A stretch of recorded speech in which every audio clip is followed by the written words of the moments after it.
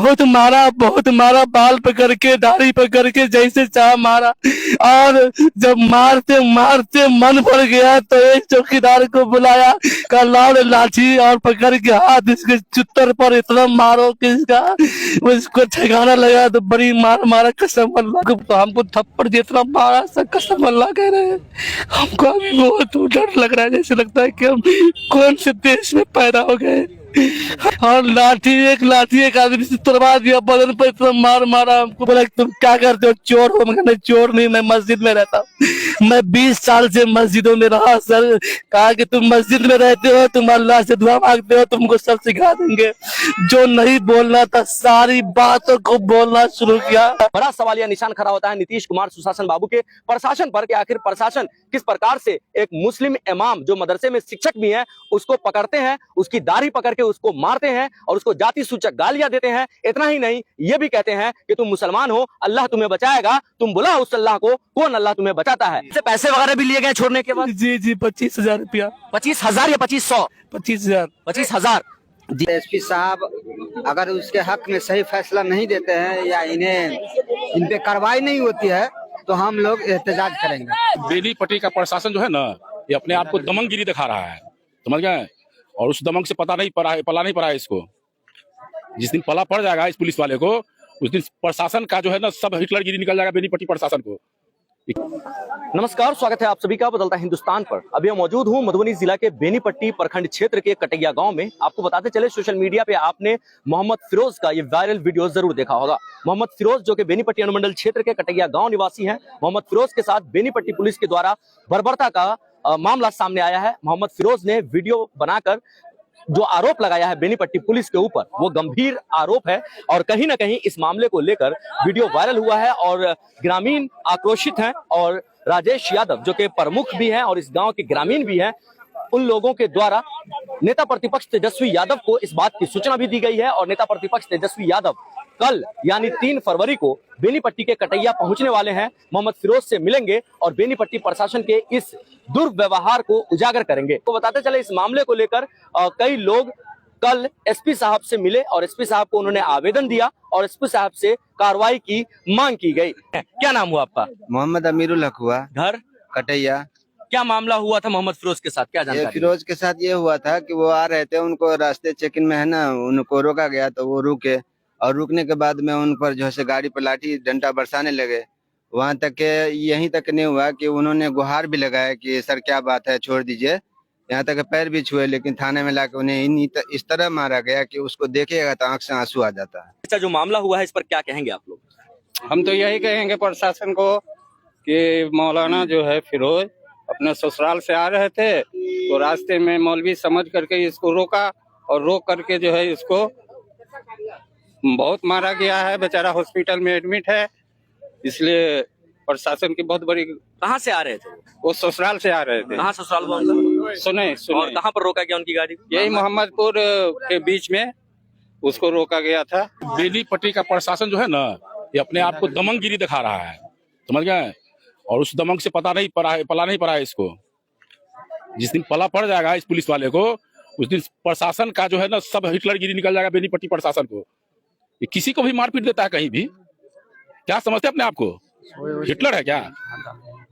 इसको पला नहीं पड़ा है कि कटैया का आदमी है, ये छोड़ेगा नहीं। कल आने दीजिए तेजस्वी यादव को, छोड़ेगा नहीं इसको। पूरा मूड बना लिया कि प्रशासन, पूरा मुंड नहीं, हम तो करे कि अभी थाना, चलो थाना घेराव करते हैं, अभी थाना घेरते हैं। अगर मौलाना फिरोज साहब के साथ जिस तरह बर्ताव किया गया है, अगर एसपी साहब अगर उसके हक में सही फैसला नहीं देते हैं या इन पे कार्रवाई नहीं होती है तो हम लोग एहतजाज करेंगे। एहतजाज करेंगे। तेजस्वी यादव भी आ रहे हैं, मालूम पड़ा है हमें। हाँ, वो आ रहे हैं और उनके साथ हम लोग पूरे इलाके के लोग, अगर वो नहीं कार्रवाई करते हैं, नहीं इंसाफ देते हैं तो पूरे इलाके के लोग हम लोग उसके खिलाफ एहतजाज करेंगे। मोहम्मद फिरोज साहब अभी आए हैं डीएमसीएच से अपने घर और फिरोज साहब के साथ बर्बरता का वीडियो इन्होंने जो बयान दिया वो वायरल है। तेजस्वी यादव भी कल आ रहे हैं। रोइए मत, अल्लाह पर भरोसा रखिए और इंशाल्लाह आपके साथ इंसाफ जरूर होगा। आप जब घटना हुई आपके साथ, आप कहां से आ रहे थे? सुने ससुराल से आ रहे थे ससुराल से आ रहे थे। जी। कौन से तारीख की घटना है ये? 29 जनवरी सुबह 9 बजे करीब 29 जनवरी की घटना है। क्या घटना हुई थी, थोड़ा डिटेल में बताइएगा प्लीज। मैं आ रहा था, हम समझे धूनी बहुत तेज थी, हमें क्या पता कि लोग पुलिस वाले खड़े हैं, बिल्कुल। हम समझे कि ऐसे लोग खड़े हैं, भीड़ भाड़ है, हम आगे बढ़ गए, बाद में आवाज दिया और रोक के जब लेट किए रोकने पर तो लाठी हमारे गाड़ी पे लगा दिया। बाद में हम जो बोले सर क्यों मार रहे हैं गाड़ी पर, तो हमको थप्पड़ जितना मारा सर कसम अल्लाह कह रहे हैं, हमको अभी बहुत डर लग रहा है, जैसे लगता है कि हम कौन से देश में पैदा हो गए।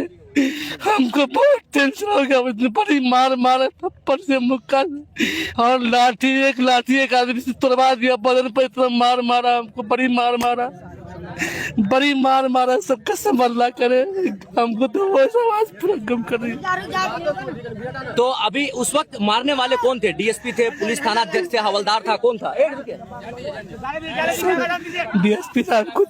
डीएसपी साहब प्रशिक्षु जो है। जी सर, वो तेजस्वी यादव संज्ञान ले लिए हैं, कल वो आने वाले भी हैं, क्या करिएगा इस पर? और सर वो वहाँ से लग गाड़ी में, मैं कहा कि फोन से एक मतलब बात करा दीजिए सर, एक कल अपनी माँ बाप से, भाई बहन को ऐसे बात करा दीजिए, लेकिन कोई बंदा तैयार नहीं हुआ मुझसे बात कराने की। पानी भी आप मांगे, पानी भी नहीं दिया गया। जी सर, पानी नहीं बल्कि हर काम करिए। आपसे पैसे वगैरह भी लिए गए छोड़ने के बाद? जी 25,000 रुपया। 25,000 या 2500? 25,000। 25,000। जी बहुत रिक्वेस्ट के बाद, बहुत मन्नत समाजत के बाद रूम में जब लाया सर, मैं समझा क्या पता है कि हमको 10-15 मिनट के बाद सर छोड़ देंगे, लेकिन रूम में बंद कर दिया गया। जो एक मुंशी जी बैठते हैं उसके अंदर में एक रूम है, उस रूम में मुझे बंद कर दिया गया, एक कैदी भी था। तो मैं सोचा कि लगता है कुछ देर के बाद मुझे बुला के सर छोड़ देंगे, लेकिन कुछ देर के बाद, आधा घंटा या कुछ देर के बाद, जब डीएसपी साहब खुद से आए तो मेरे पैर पर ऐसा लात मारा कि मुझे अभी भी याद आते हैं तो मुझे रोना आता है, या हम कैसे कोई नहीं। बहुत मारा, बाल पकड़ के, दाढ़ी पकड़ के, जैसे चाह मारा, और जब मारते मन भर गया तो एक चौकीदार को बुलाया, का लाल लाठी और पकड़ के हाथ इसके चुत्तर पर इतना मारो कि उसको ठिकाना लगा, तो बड़ी मार मारा कसम अल्लाह। मुसलमान होने का हवाला दे करके भी आपको पीटा गया? जी कहा, हमने कहा कि सर, हमको बोला कि तुम क्या करते हो, चोर हो? मैं चोर नहीं, मैं मस्जिद में रहता हूँ, मैं 20 साल से मस्जिदों में रहा सर। कहा कि तुम मस्जिद में रहते हो, तुम अल्लाह से दुआ मांगते हो, तुमको सब सिखा देंगे। जो नहीं बोलना था सारी बातों को बोलना शुरू किया।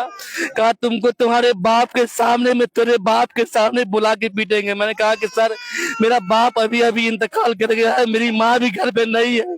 कहा कि तुमको हम अभी घर नहीं भेजेंगे, तुमको तो जेल भेजेंगे, तुम्हारा तो वो हाल करेंगे कि तुमको जिंदगी भर याद रहेगा। हम पैर पकड़ने को तैयार हुए, लेकिन फिर भी कोई सुनने वाला नहीं रहा।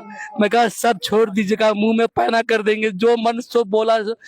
मैं पानी मांगने के लिए कहा, पानी भी नहीं देने को कोई तैयार हुआ सर। बड़ी दिक्कत हुई।